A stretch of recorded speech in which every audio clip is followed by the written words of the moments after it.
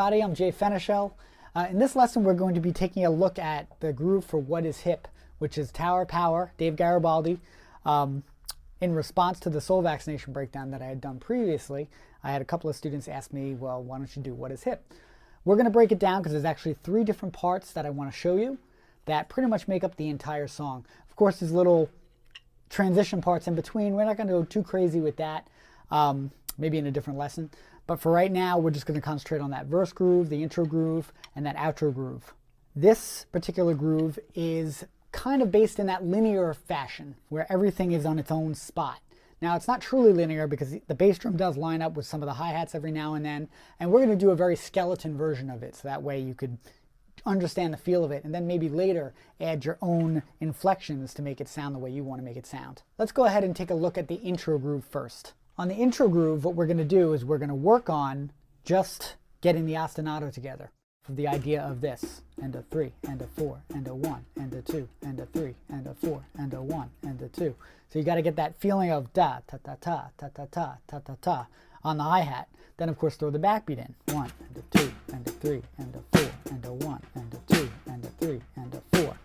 The bass drum is going to follow this same ostinato throughout the whole measure. It's going to go 1, and a 2, and a 3, and a 4, 1, and 2, and 4, 1, 2, and a 3, and a 4, 1. And what's going to happen also is the horns accent. 1, 2, and a E, 4, 2, E, 4, 2, E, 4, Now I don't expect you to get it that way because it's going really, really fast. So let's go ahead and break it down to a nice slow tempo, 60 on the metronome, and run through this groove. Here's what it sounds like.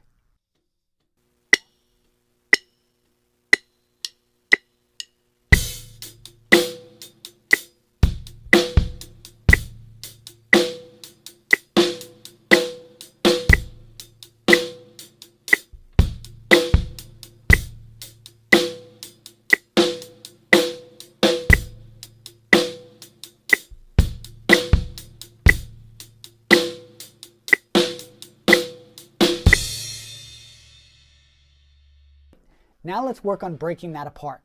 Let's talk about just the hi-hat part and how to find that.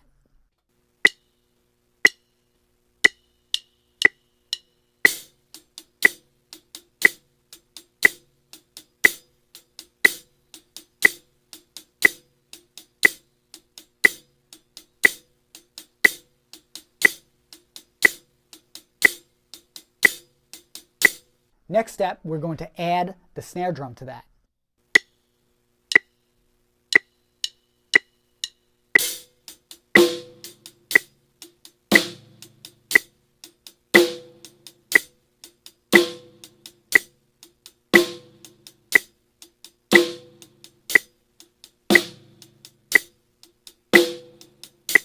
Third step, we're going to go ahead, keep the hi-hat, keep the snare drum, and add the bass drum part.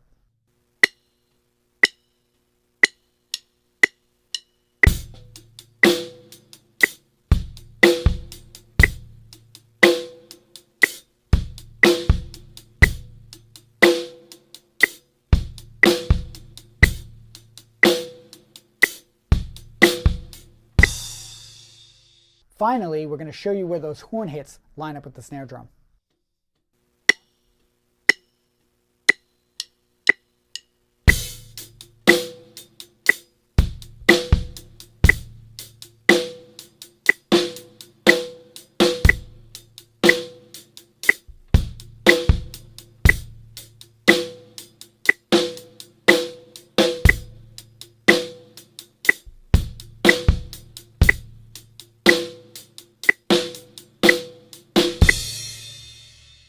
So that's going to take care of our introduction groove. Let's move on to the verse, which is a little bit trickier.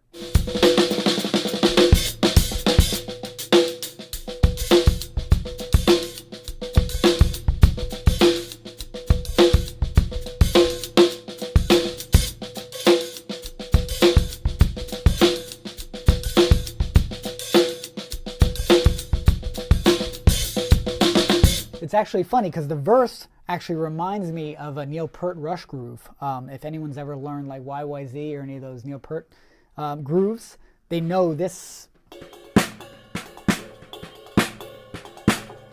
that type of groove, he likes to use that voicing a lot, that 1 and a 2E end, 3 and a 4E end.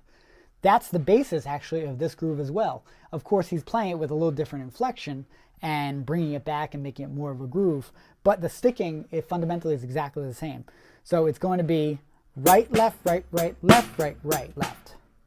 Right, left, right, right, left, right, right, left. And that's going to be the flow of the beat.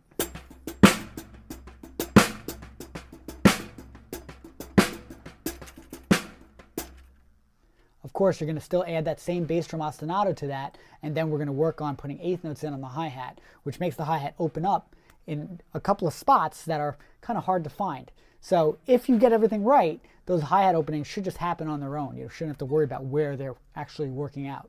Let's take a look at this groove at a slower tempo at 60 on the metronome and hear what it sounds like.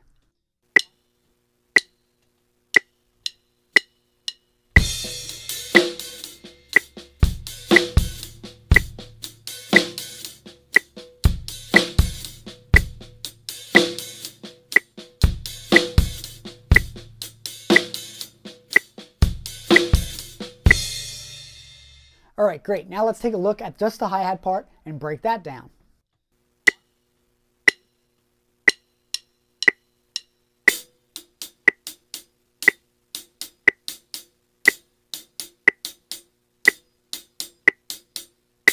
Next, we're going to go ahead and add the snare drum and all the ghost notes against that hi-hat pattern.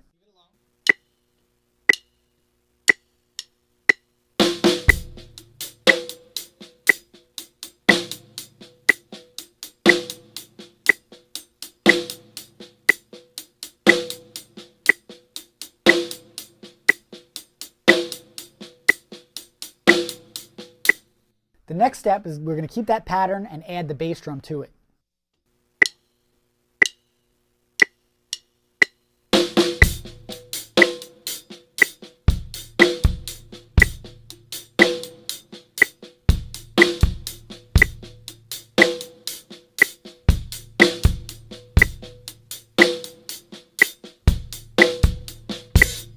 The final step is to add the left foot on the hi-hat, so let's hear what that sounds like.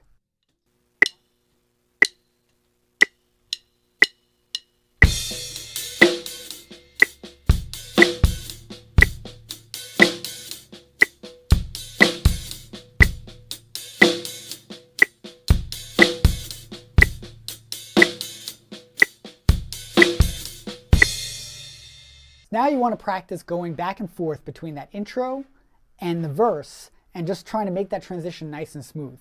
The final groove we're going to study is the outro groove, and basically he just changes the hi-hat part just slightly to mix it up a little bit, and then he brings it over to the ride cymbal.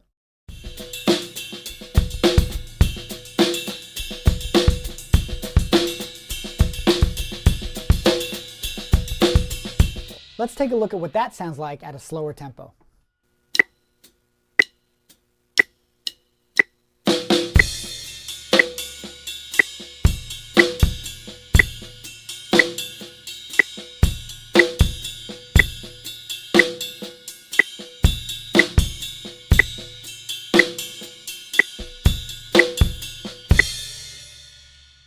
Great, now we're going to go ahead and break down just that new hi-hat part.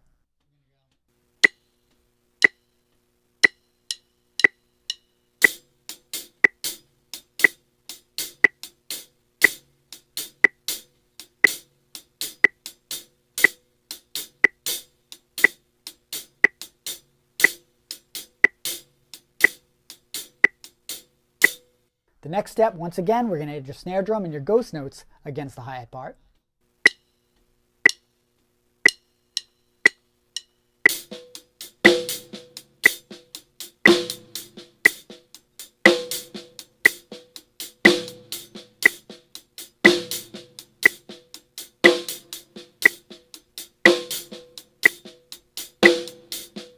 And finally, we're going to add the bass drum.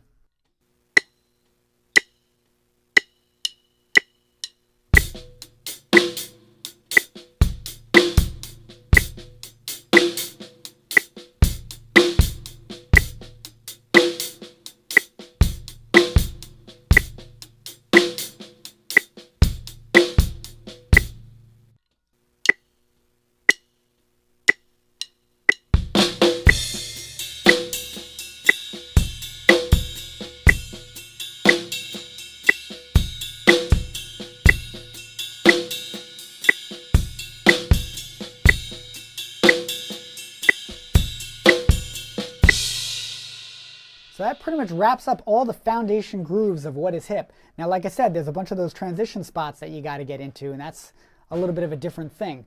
I come at that more from a filling standpoint than from a grooving standpoint. So that's something you should listen to and try to implement it and make it part of these grooves.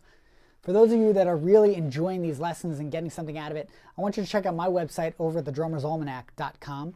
It's a great place to get in and really learn some of these techniques in terms of the reading, the sticking, the rhythms, the accents, all that stuff. We work on it every day, we hone it, and it's a really, really great resource for drummers. All the links can be found below in the description of this video. Also, remember to subscribe to us on YouTube, like us on Facebook, and follow us on Twitter. We'll see you guys for the next one.